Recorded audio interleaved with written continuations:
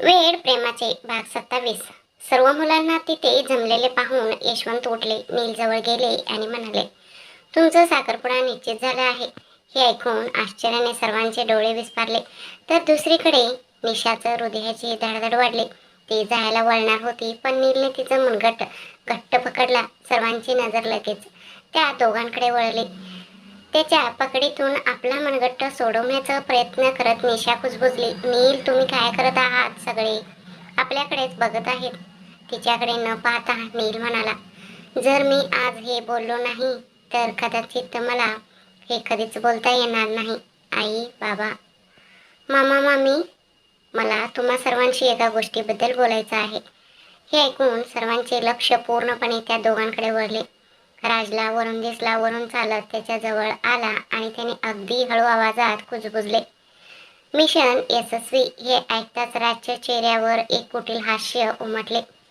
यशवंत नीलच्या समोर आले आणि त्याने विचारले, तर तुला नक्की काय सांगायचे आहे? नीलने बोलण्याचे धाडस कसाबसा एकवटले होते, पण आता मात्र त्याला प्रचंड भीती वाटू लागली होती. नील अजूनही गप्पच आहे हे पाहून निशाने पुन्हा एकदा आपलं मनगट्ट सोडून घेण्याचा प्रयत्न सुरू केला. मात्र नीलने तिच्या मनगटावरची आपली पकड अधिकच घट्ट केली. मग यशवंतकडे पाहत तो अडकळत म्हणाला, अहो मामा, मला म्हणजे. नीलच्या तोंडून पुढे एकही शब्द फुटेना. जणू काही त्याच्या तोंडातले शब्दच पूर्णपणे आटून गेले होते. अगदी त्याच वेळी वरून निशाचं आई वडिलांकडे आला आणि म्हणाला, काका काकी, मलाही तुमच्याशी एका महत्त्वाच्या विषयावर बोलायचे आहे. तो पुढे काही बोलणार इतक्यातच नीलचा आवाज अचानक घुमला आणि उपस्थितांचं कानात तो निनादला, माझे निशावर प्रेम आहे आणि मला तिच्याशीच लग्न करायचे आहे. असे म्हणत त्याने आपले डोळे घट्ट मिटून घेतले. हे ऐकताच सर्वांनी त्याच्याकडे वळून एकटा पाहण्यास सुरुवात केली आणि संपूर्ण खोलीत एक गहन शांतता पसरली. मग अचानकच सर्वांच्या तोंडून मोठ्या हास्याचा स्फोट झाला.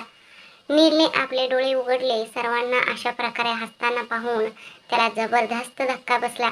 त्याने गोंधळून जाऊन आपल्या सभोवतालच्या सर्वांकडे पाहिले आणि मग त्याची नजर राजकडे वळली, जो चेहऱ्यावर तेज कुटील हास्य कायम ठेवून तेढ त्याच्याच दिशेने येत होता. तो पुढे आला आणि म्हणाला, मी तुला सांगितलं होतं नाही का की मुंबईमध्ये तुझ्यासाठी एक मोठं सरप्राईज वाट पाहत आहे? तर तुला ते सरप्राईज कसं वाटलं? नीलने गोंधळून त्याच्याकडे पाहिले आणि विचारले, म्हणजे? मग यशवंतने त्याच्याकडे पाहून उत्तर दिले, त्याचा नेमकं अर्थ काय आहे हे आम्हाला माहीत आहे. आम्ही तुझ्या आणि निशाचं नात्याबद्दल बोलत आहोत. तुला काय वाटलं आम्ही कशाबद्दल बोलत होतो? हे ऐकून निशा पूर्णपणे निशब्द झाली. तिने जे ऐकले त्यावर विश्वासच बसत नसल्याने ती आजूबाजूच्या सर्वांकडे नुसतेच पाहत राहिली. तिने तिच्या आई वडिलांकडे पाहिले, ज्यांचे डोळे पाण्याने भरले होते. त्यांना पाहून निशाचं चेहऱ्यावरूनही अश्रूंचा पूर वाहू लागला. दरम्यान नीलला जणू धक्काच बसला होता. त्याला विश्वासच बसत नव्हता. आता जे बोलले गेले ते सत्य होते की केवळ एक स्वप्न? मग यशवंत हळुवारपणे त्याच्या डोक्यावर हात फिरवला आणि म्हणाले, हे खरं आहे बाळा, आम्हाला तुला एक सरप्राईज द्यायचं होतं आणि राजच्या आग्रहामुळेच आम्ही तुला याबद्दल आधी सांगितलं नाही. हे ऐकून नील स्वतःशीच पुटपुटला, हे सरप्राईज होतं? हा, आता जवळजवळ हार्ट अटॅकच होता. मग राजकडे रागाने बघत तो पुढे म्हणाला, अरे तू, आपण इथून बाहेर पडेपर्यंत थांब, मी तुला सांगतो. मग राजने त्याच्याकडे बघितले आणि त्याला खोडकरपणे डोळा मारला. मग आपल्या मामाकडे पाहत नीलने स्मितहास्य केले आणि त्यांना मिठी मारली. थँक्यू मामा. हे ऐकून यशवंत त्याच्या पाठीवर शबासकी दिली. त्यानंतर तो पुढे सरकला आणि त्याने आपल्या बाबांना मिठी मारली आणि मग त्याने आपल्या आईकडे पाहिले, जी अगदी एकटक त्याच्याकडेच पाहत होती. नील तिला काहीतरी सांगणारच होता, तेवढ्यात नीताने त्याचा कान पकडला. आऊच आई, कान दुखतोय. तुला काय वाटलं की जर तू आम्हाला काही सांगितले नाहीस तर आम्हाला काहीच कळणार नाही? जरा घरी पोचू दे, मग मी तुझी चांगली पट्टी काढेन.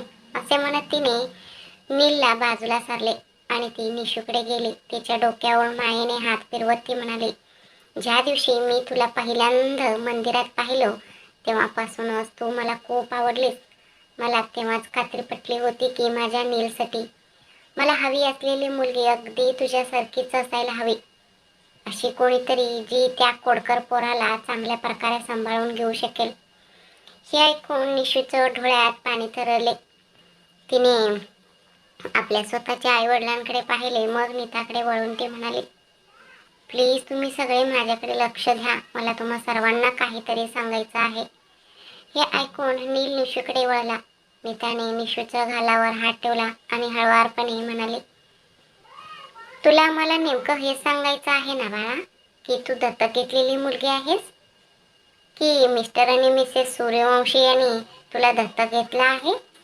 हे ऐकून निशाने आश्चर्याने तिच्याकडे वर पाहिले. हो, आम्हाला सर्व काही माहीत आहे. शेवटी हा आमचा एकुलत्या एक मुलाचं लग्नाचा प्रश्न आहे. त्यामुळे मुलीला नीट जाणून घेतल्याशिवाय आम्ही कोणाशीही त्याचे लग्न केवळ असेच ठरवून टाकले नसते.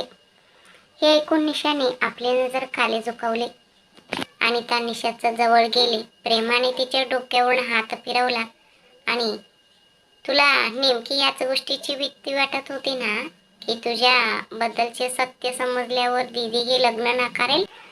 माझ्यावर विश्वास ठेव निशा. नीता दीदीचे मन खूप मोठे आहे. जर ती नसती तर आज मी ठाकूर कुटुंबाची सून झाले नसते. हे ऐकून सर्वांनी तिच्याकडे वळून पाहिले आणि त्या पुढे म्हणाले, हो, कारण मी सुद्धा एक अनाथ आहे.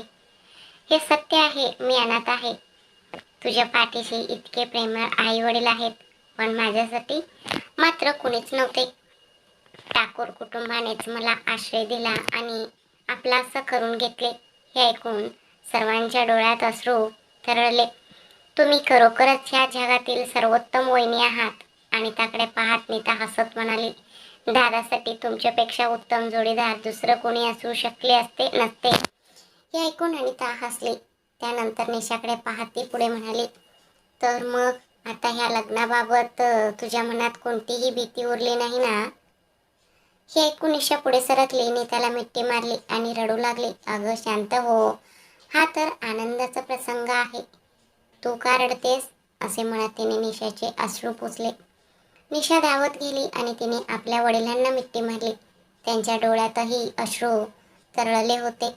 निशाला हळूच हातांच्या अंतरावर धरून तिच्या डोक्यावरून हात फिरवत ते म्हणाले, अगं तू आम्हाला हे आधी सांगितले असतेस तरीही आमच्या काहीच आक्षेप नसता. बाळा, प्रत्येक पालकासाठी आपल्या मुलांच्या आनंदापेक्षा महत्त्वाचे काहीच नसते. जरी आम्ही तुझे जन्मदाते पालक नसलो तरी ज्या क्षणी आम्ही तुला पहिल्यांदा आमच्या कवेत घेतले त्याच क्षणी आमच्यात एक मनाचे अतूट नाते निर्माण झाले. तू आमची स्वतःचीच रक्ताची मुलगी नाहीस असे आम्हाला एकदाही वाटले नाही. आम्ही दोघंही तुझ्यावर आमच्या जीवापेक्षा जास्त प्रेम करतो बाळा. हे ऐकून निशा अनिकेत जोराने रडू लागले. मग आपल्या आईकडे वळून पाहिल्यावर तिला दिसले की तिची आई सुद्धा रडू लागली होती. तिचे अश्रू पुसत आई म्हणाली, आता शांत हो बाळा. अशा आनंदाच्या प्रसंगी असे रडायचे नसते. आम्हाला दोघांनाही खूप आनंद झाला आहे. खरे तर आम्हाला ही बातमी काही दिवसांपूर्वी समजली होती. तुझ्या आत्याने आणि नीलमने आम्हाला आधी सर्व काही सांगितले होते. त्यावेळी तुला हे सांगण्याची योग्य वेळ आहे असे आम्हाला वाटले नाही, कारण दोन्ही कुटुंबामध्ये अजून कोणतीही औपचारिक चर्चा झाली नव्हती. तरीही तेव्हाही आमच्या काहीच आक्षेप नव्हता आणि आजही आमच्या नक्कीच कोणतेही आक्षेप नाही. आमच्या मुलीसाठी इतका सुंदर प्रस्ताव आला आहे, आम्ही तो नाकारूच कसे? ह्या प्रस्तावाबद्दल तू आनंदी आहेस ना बाळा? हे ऐकून निशाने होकारार्थी मान डोलावले. रिया सुद्धा धावत आली आणि तिने तिला घट्ट मिठी मारली. मग थोड्या वेळाने आणि त्याने सर्वांकडे पाहून म्हणाले, जर तुम्हा सर्वांना हे नातं मान्य असेल तर आम्हाला काही विधी करायचे आहेत. नकुल आणि रीमा म्हणाले, आमचा काही आक्षेप नाही ताई. आता निशा तुमच्या कुटुंबाचा एक भाग आहे. हे ऐकून सर्वजण हसू लागले. नील थोड्या अंतरावर दाराला टेकून उभा होता आणि निशाकडे पाहत होता. जेव्हा निशाची नजर त्याच्यावर पडली तेव्हा नील हसत तिच्याकडे आला आता तू खुश आहेस का? हो, खूपच, निशा हळू आवाजात म्हणाले. आय लव्ह यू निशा. हे ऐकून निशा आजूबाजूला पाहू लागली. मग ती काहीतरी बोलणार इतक्यात कंग्रॅच्युलेशन, राजने नीलला मिठी मारली. नीलचे चेहरा हास्याने उजळून निघाला. मग वरुणने जाऊन त्याला मिठी मारली आणि म्हणाला, माझी आयडिया तुला कशी वाटली?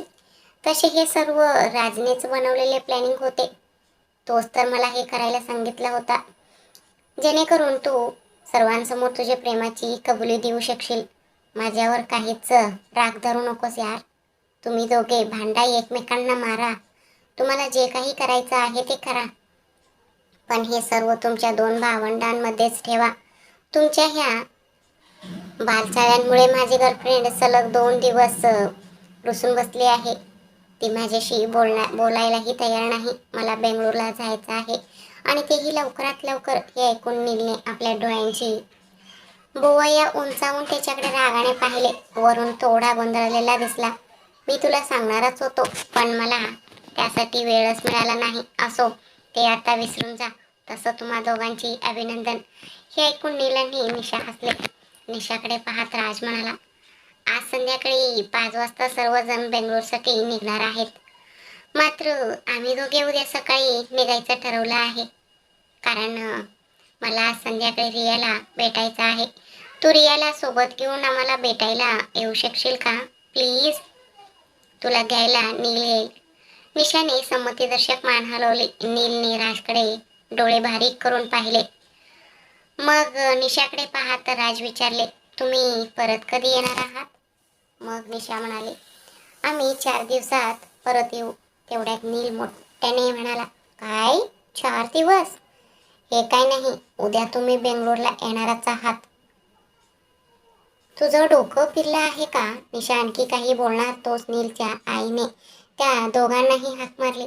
त्यामुळे ते दोघे तिथे गेले आणि सोप्यावर जाऊन बसले आणि त्या दोघांनाही कुंकू लावले आणि त्यानंतर निशाचं डोक्यावर चुनरी घालून आणि त्यांच्या हातात एक नारळ व काही रक्कम दिली. त्यानंतर निशासाठी आणलेली भेटवस्तू तिच्या हातात ठेवून म्हणाले, बाळा, ही आमच्याकडून तुझ्यासाठी एक भेट आहे.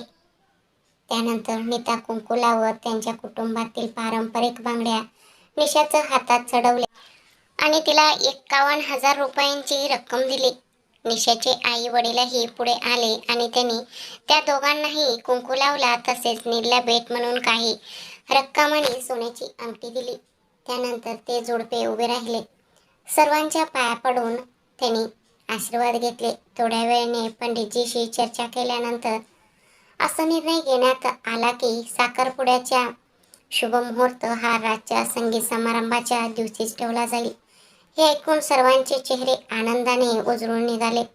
कधी 4 वाजले हे त्यांना कळलंच नाही. त्यावेळी यशवंत आणि नीलचे वडील राजेंद्र व नकुल यांच्याकडे वळले आणि त्यांना बोलले की आता आम्हाला निरोप द्या. दादासाहेब, आपण बेंगलोरमध्ये भेटूया. आता आम्हाला तुमच्या घरात हकदार होण्याची संधी मिळाली आहे. हे ऐकून राजेंद्र हात जोडले. निशा आणि रिया ह्या दोघींनी पुन्हा एकदा सर्वांच्या पाया पडून आशीर्वाद घेतला. काही वेळानंतर सर्वजण हॉटेलच्या दिशेने निघाले. राज आणि नीलला सोडून बाकी सर्वजण संध्याकाळी 6 वाजेपर्यंत मुंबईहून बेंगळूरसाठी रवाना झाले होते. राज आणि नील आपण उद्या येऊ असे सांगितले होते, त्यामुळे ते तिथेच थांबले होते. संध्याकाळचे 7 वाजले होते. नील रियाचं घरापासून थोड्या अंतरावर गाडीला टेकून उभा होता. तेवढ्यात रिया आणि निशाला आपल्या दिशेने येताना पाहून तो ड्रायव्हरच्या सीटवर जाऊन बसला आणि त्याने गाडी सुरू केली. रिया आणि निशाही तिथे आल्या आणि गाडी चढल्या. काही वेळानंतर गाडी पुढे निघाली.